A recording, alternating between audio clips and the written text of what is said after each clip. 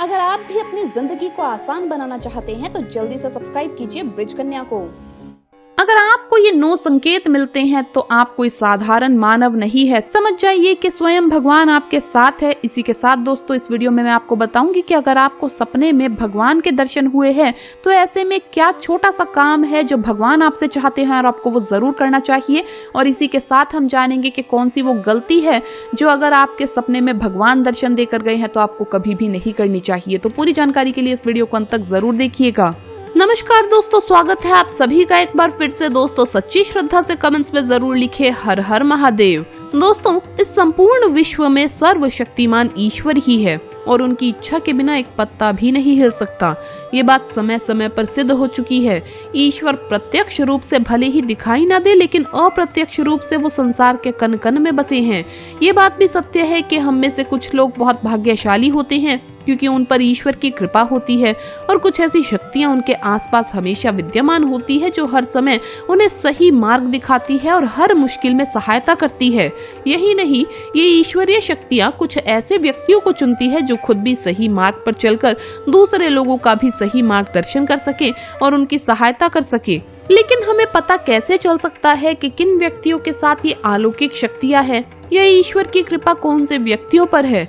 तो आपको बता दें कि हमारे प्राचीन ग्रंथों में कुछ ऐसे संकेतों के बारे में बताया गया है जिनसे हम ये समझ सकते हैं कि किस व्यक्ति पर ईश्वर की कृपा है और अलौकिक शक्तियां हमेशा उसके साथ मौजूद रहती है। तो चलिए जान लेते हैं उन संकेतों के बारे में। लेकिन उससे पहले दोस्तों आपसे रिक्वेस्ट है कि वीडियो को लाइक करें, अपने दोस्तों के साथ शेयर करें और अगर आपने अभी तक चैनल को सब्सक्राइब नहीं किया तो सब्सक्राइब करके बेल आइकन जरूर प्रेस कर लें। दोस्तों पहली बात, जिस व्यक्ति में काम, क्रोध, ईर्ष्या, मोह माया, लोभ, अहंकार जैसी भावनाएं ना हो, ऐसे व्यक्ति को ईश्वर की विशेष कृपा प्राप्त होती है। ऐसा व्यक्ति व्यभिचार नहीं करता, क्रोध नहीं करता या उसे अपने क्रोध पर काबू रखना आता है। ऐसा व्यक्ति अपने मुख से कभी गाली गलौच नहीं करता।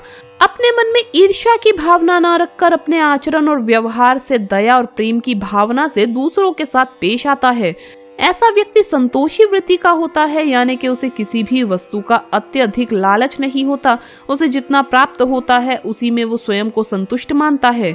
दूसरी बात, अगर किसी व्यक्ति को सपने में कई बार मंदिर या उसके आसपास का परिसर दिखाई देता है तो शास्त्रों में ऐसे व्यक्ति को भाग्यशाली माना गया है, जिन्हें अपने सपने में ईश्वर का बार बार साक्षात्कार होता है, जिनके साथ ईश्वरीय शक्तियां जुड़ी हुई होती है। केवल उन्हें ही सपने में ईश्वर दिखते हैं। भगवान ऐसे व्यक्तियों को कुछ विशिष्ट संकेत भी देते हैं जिनसे वो व्यक्ति समझ सकता है कि अलौकिक शक्तियां हर कदम पर उनके साथ है। और जब भी आपके सपने में भगवान आते हैं तो आपको ये काम जरूर कर लेना चाहिए जिसके बारे में हम आपको आगे वीडियो में बताएंगे। और साथ ही मैं आपको बताऊंगी कि ऐसे सपने अगर आपको आते हैं तो क्या वो गलती है जो आपको नहीं करनी चाहिए। लेकिन आइए उससे पहले जान लेते हैं ऐसे ही और संकेतों के बारे में। तीसरी बात, जो व्यक्ति अपने दैनिक कार्यों से बचा हुआ समय ईश्वर की भक्ति, आराधना और नाम स्मरण में व्यतीत करता है और ईश्वर को ही सत्य मानते हुए उनकी अनुभूति करने में समर्थ होता है, वास्तव में उस व्यक्ति के आसपास ही ईश्वरीय शक्तियों का पवित्र घेरा होता है जिसके कारण उसे ईश्वर का आभास होता रहता है। चौथी बात, जो व्यक्ति समाज के प्रति अपना दायित्व समझते हुए सत्कार्य और पुण्य के काम करता है, मुसीबत में फंसे लोग तथा गरीब और लाचार व्यक्तियों को यथासंभव सहायता करता है, आपदा और विपदा के समय मनुष्य तथा पशु पक्षियों की हर तरह से सहायता करता है, बूढ़े, असहाय और अपंग लोगों की समर्पित भाव से सेवा करना अपना कर्तव्य समझता है, धार्मिक कार्य करता है, ऐसा व्यक्ति वास्तव में समाज के लिए उदाहरण सिद्ध होता है। लेकिन आपको ये बता दे कि हर कोई व्यक्ति ऐसा काम नहीं करता। जिस व्यक्ति के ऊपर भगवान की विशेष कृपा होती है उस व्यक्ति के अंदर ऐसे गुण उत्पन्न होते हैं। ऐसा व्यक्ति अंत में मोक्ष की प्राप्ति कर लेता है। पांचवी बात, ईश्वरीय कृपा प्राप्त व्यक्तियों में एक अनोखी शक्ति भी होती है और वो शक्ति है पूर्वाभास की। पूर्वाभास यानी कि भविष्य में होने वाली कुछ विशेष घटनाओं का पहले ही आभास हो जाना। अगर आपको भी भविष्य में होने वाली कोई दुर्घटना या कोई अच्छी घटना के बारे में पहले ही अंदाजा लग जाता है तो आपके ऊपर भगवान की विशेष कृपा है। छठी बात, कुछ लोगों को हमेशा अपने आसपास एक विशिष्ट प्रकार की सुगंध का अनुभव होता है। हमेशा सुगंधित फूल, धूप, अगरबत्ती या कपूर जैसी पवित्र सुगंध का झोंका सा हवा में तैरता हुआ महसूस होता है। तो ये उसके आसपास ईश्वर की उपस्थिति का संकेत है और देवी देवताओं का आशीर्वाद उस व्यक्ति पर होता है। सातवीं बात, ईश्वर का समय यानी कि ब्रह्म मुहूर्त, जो कि सुबह 3:30 बजे से लेकर 5:30 या 6 बजे तक का समय होता है। हमारे शास्त्रों में इस समय को बहुत ही महत्वपूर्ण माना जाता है। ब्रह्म मुहूर्त को देवताओं का समय माना गया है क्योंकि इस समय वातावरण में एक अनोखी और सकारात्मक ऊर्जा का संचार होता है। अगर किसी व्यक्ति की नींद प्रतिदिन ब्रह्म मुहूर्त में अपने आप खुल जाती है और वो व्यक्ति अत्यंत प्रसन्न चित्त से अपने नित्य कर्मों से निर्वृत्त होकर ईश्वर की आराधना करता है और उगते हुए सूर्य को अर्घ्य देता है, तो ऐसा व्यक्ति निश्चित रूप से ईश्वर की इच्छा के अनुसार ही ऐसा करता है। उसे ऐसा करने के लिए ईश्वरीय शक्तियां प्रवर्तित करती है, यानी ऐसे व्यक्ति पर भगवान की कृपा बनी हुई है। आठवीं बात, कई बार हम मंदिर या किसी धार्मिक स्थल पर भजन कीर्तन या कथा सुनने जाते हैं। कितने भी सुंदर भजन हो या कितनी भी अच्छी कथा हो, बीच बीच में हमारा ध्यान भटक जाता है और हम कभी अपने घर के विषय में सोचते हैं तो कभी अपनी किसी समस्या पर या आसपास बैठे लोगों का विचार करने लगते हैं। लेकिन कुछ लोग ऐसे होते हैं जो भजन कीर्तन या कथा सुनने में इतना तल्लीन हो जाते हैं कि उन्हें किसी बात का होश ही नहीं रह जाता। उन्हें बस अपने आसपास पवित्रता का एहसास होता है और बहुत ही शुभ ध्वनियां सुनाई देती है। तो ऐसे व्यक्ति का साथ निश्चित ही अलौकिक शक्तियां दे रही है और ऐसा व्यक्ति आगे चलकर बहुत नाम कमाएगा। नौवीं बात, जो व्यक्ति ईश्वर के चरणों में ही परम आनंद की अनुभूति करता है और ईश्वर भक्ति को ही वास्तविक आनंद मानता है, ऐसा व्यक्ति ना तो कभी दुखी रह सकता है और ना ही किसी को दुख दे सकता है। ऐसे व्यक्ति का मन और मस्तिष्क हमेशा शांत रहता है, जिससे वो कभी भी सत्य और सदाचार के मार्ग से विचलित नहीं होता। यही उसे ईश्वर से मिला हुआ एक विशेष आशीर्वाद होता है, जिससे वो हमेशा समाज में मान और सम्मान प्राप्त करते हैं। आइए अब बात करते हैं कि अगर आपको सपने में ईश्वर दिखाई दे तो आपको क्या करना चाहिए।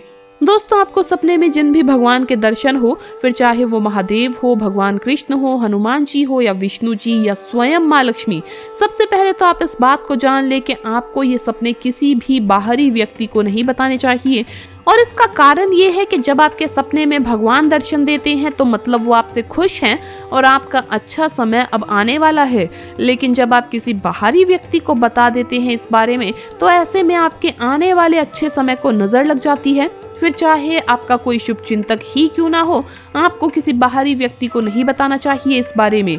दूसरी बात, अगर आपको सपने में भगवान के दर्शन हुए हैं और आप उनके किसी धर्म स्थल या मंदिर पर जाने की इच्छा लिए हुए थे काफी समय से, तो उन्हीं भगवान का आपके सपने में आना ये संकेत है कि भगवान आपको दर्शन के लिए बुला रहे हैं। ऐसे में जितना जल्दी संभव हो आपको भगवान के दर्शन के लिए जरूर जाना चाहिए।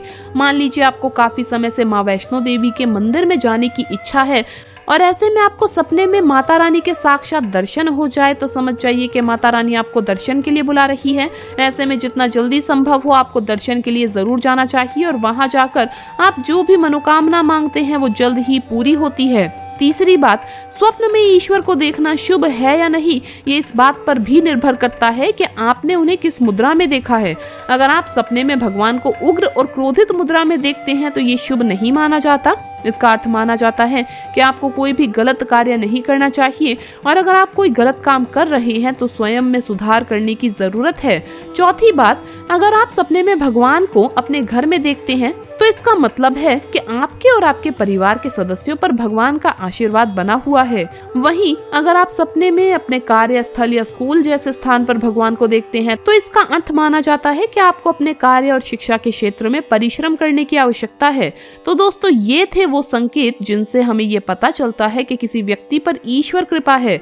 और अगर आपको भी ऐसे संकेत मिले हैं तो हमें कमेंट्स में जरूर बताइए। वीडियो कैसा लगा हो कमेंट्स में जरूर बताएं दोस्तों। इसी के साथ इस वीडियो को लाइक करें, अपने दोस्तों के साथ शेयर करें ज्यादा से ज्यादा फेसबुक पर, व्हाट्सएप पर, और इसी तरह की वीडियोस के लिए हमें सब्सक्राइब करना न भूलें। जल्द मुलाकात होगी अगली वीडियो में। हर हर महादेव, जय महाकाल।